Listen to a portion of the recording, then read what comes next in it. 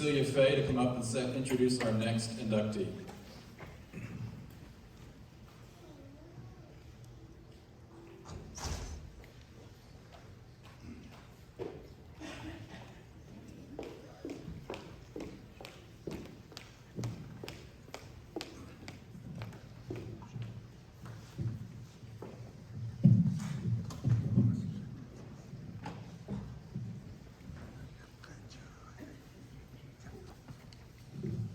Good afternoon, everyone. For those who don't know me, my name is Cecilia Fay. I am Miss Masterson's, also known as Snapshot Sharon's, oldest grandchild. Much like Miss Masterson, who my family and I call Grammy, I work in communications and PR. I graduated from the University of Memphis just as she did, and we both attended St. Agnes Academy, but she likes keeping that part a secret. We both enjoy discussing various political topics, being the person in charge, and having a drink or two even if the rest of our family is just drinking water. We even are the same height. But this speech isn't about me. It's about the years of dedication, pride, hard work that Miss Masterson devoted to St. Benedict.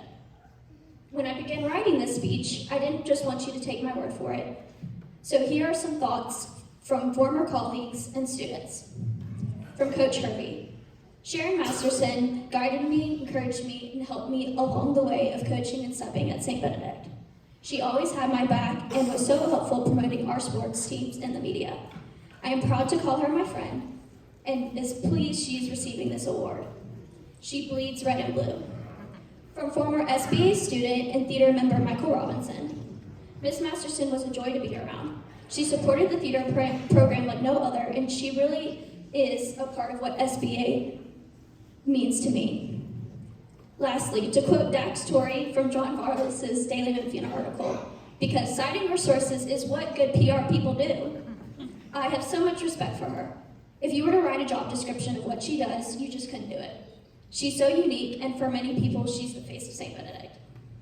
That's exactly what she is, the face of St. Benedict.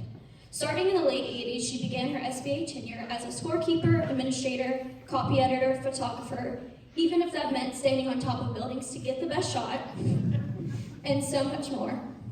Miss Masterson is always the one to get the job done, no matter how late it made her stay in the office.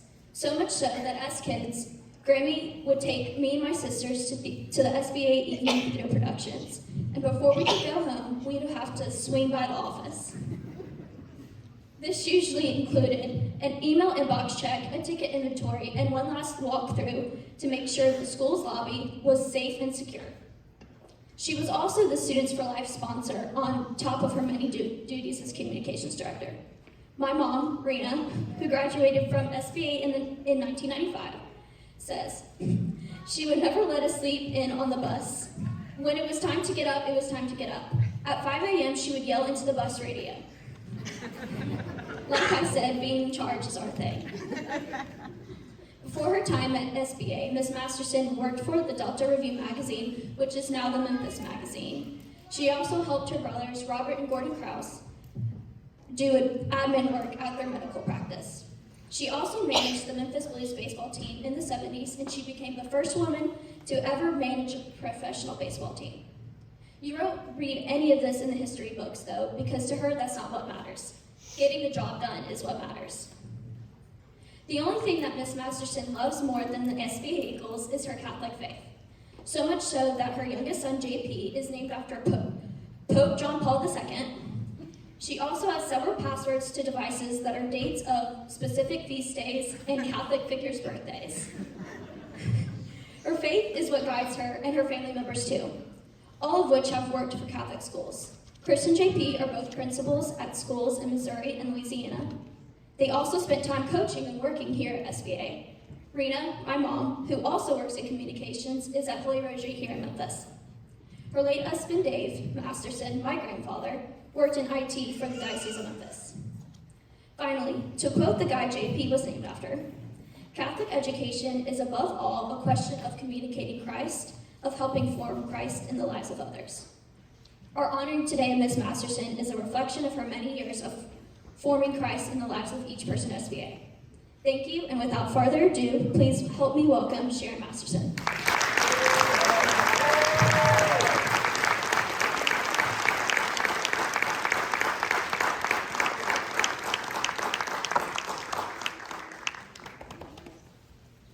I'm going up to see.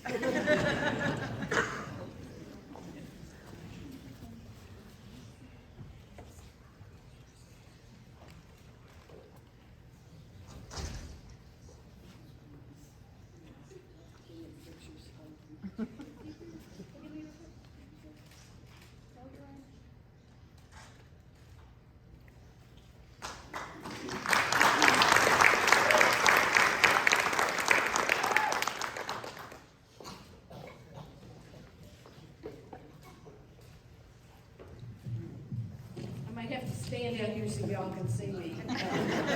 Cecilia is a little bit taller, actually. Well, it really is surreal to be able to hear your own eulogy, you know? It's kind of I enjoyed it, but it's kind of surreal. I just wanted to, briefly, I'll try not to be too long, but I do want to thank my family who's here. As Cecilia mentioned, my brothers Robert and Gordon, and Daniel, one of my son, my brother's son, who obviously is my nephew, and my brother Gordon's wife Susie, and of course the Fay family. I have 11 grandchildren to be, 6 of which are from the Fay family. My son, Chris, who is from St. Louis, and his wife, Jen, and his daughters are here. JP couldn't be here. They're expecting their third, so she's 8 months pregnant with COVID. One of their children has strep, the other one has a bad cold, and JP either has COVID or strep. So they couldn't make it, but they say hi to everybody that they know. But thank you all so much.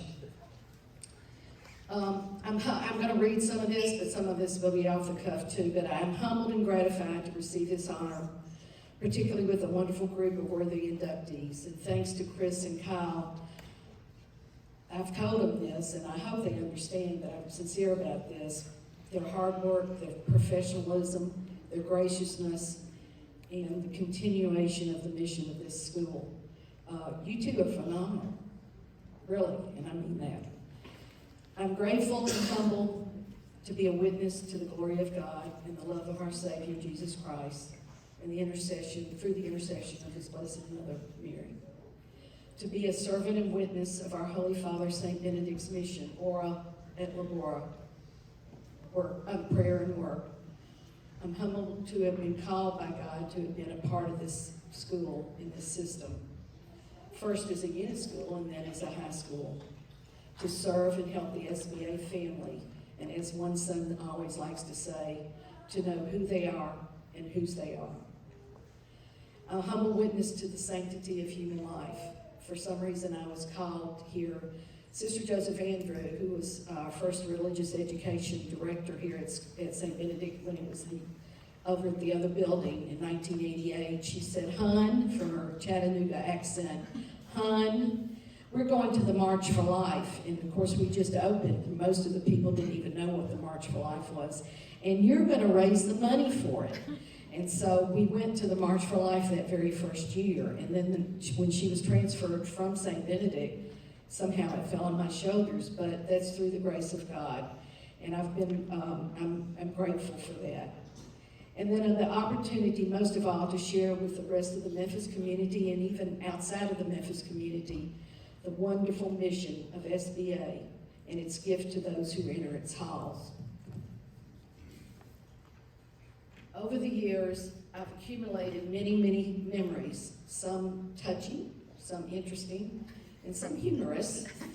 I've always said I want to write a book about my time at SBA, and the way she writes, I may just dictate it to her and let her write it for me, Cecilia, that is. Some of this in the audience here may remember this.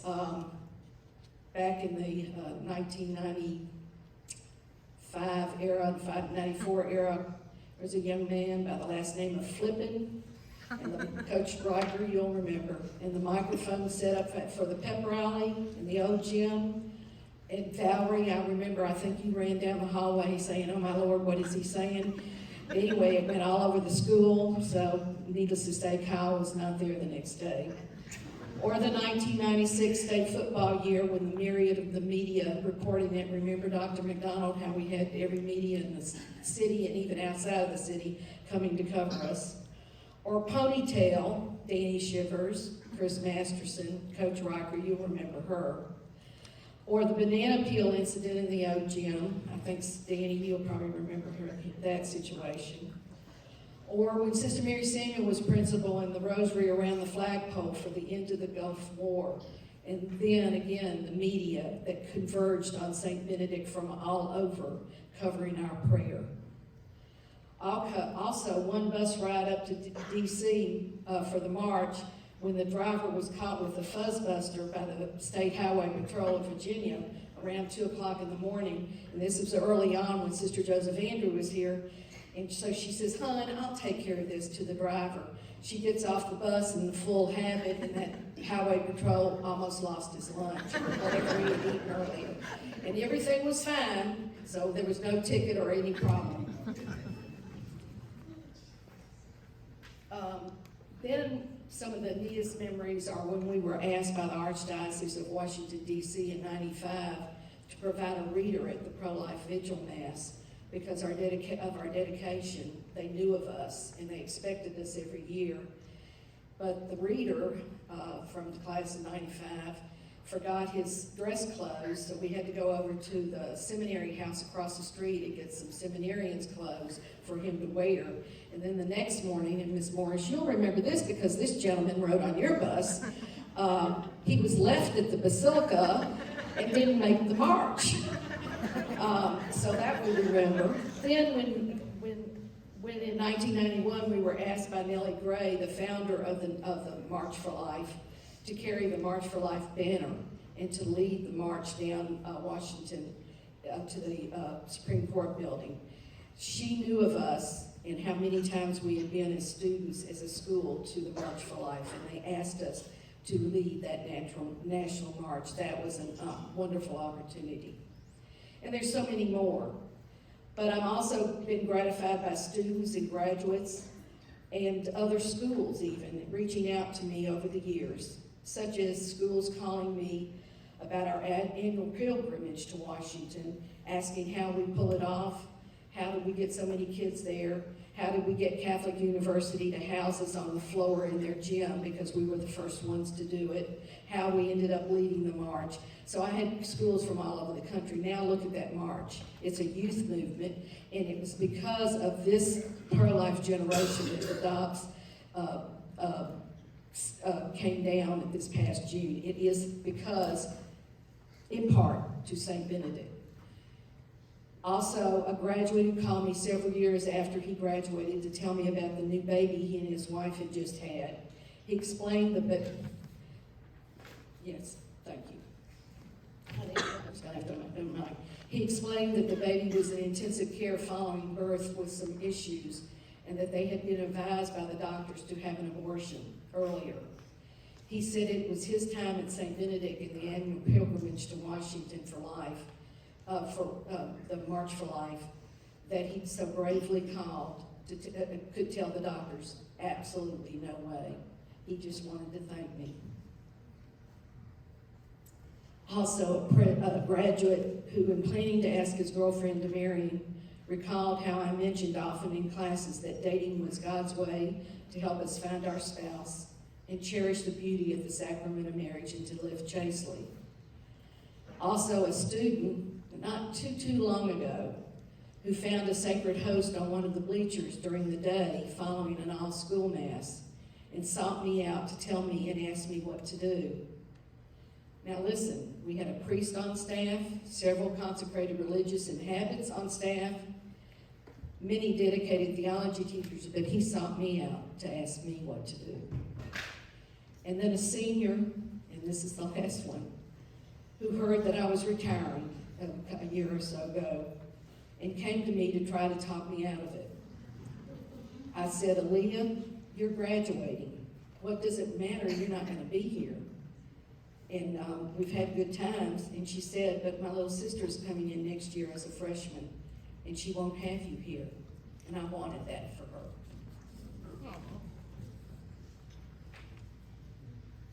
Then she and herself and another senior to decorate my room, my office on my last day.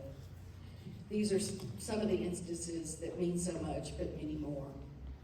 And as Cecilia said, I love that Pope John Paul's quote about Catholic schools and education and faith. And I also love the quote of St. Francis de Sales, whose feast day was celebrated on January 24th, which is my birthday. And he's the patron of Catholic communications. And how providential is that? But he says, all our life should become a prayer. Holiness is for everybody. We must tell everyone. In other words, communicate that it's God. Communicate it. That's what Catholic schools do. As today's gospel tells us, we are to be the salt and the light of the world. Finally, in conclusion, I want to share my favorite scripture verse. Some of you might know it, and I'm sure you can guess. It's Isaiah 40. Those who hope in the Lord will renew their strength. They will soar with wings of eagles. And I ask St. Benedict to pray for us, and God bless you, and thank you all. That's all I can do.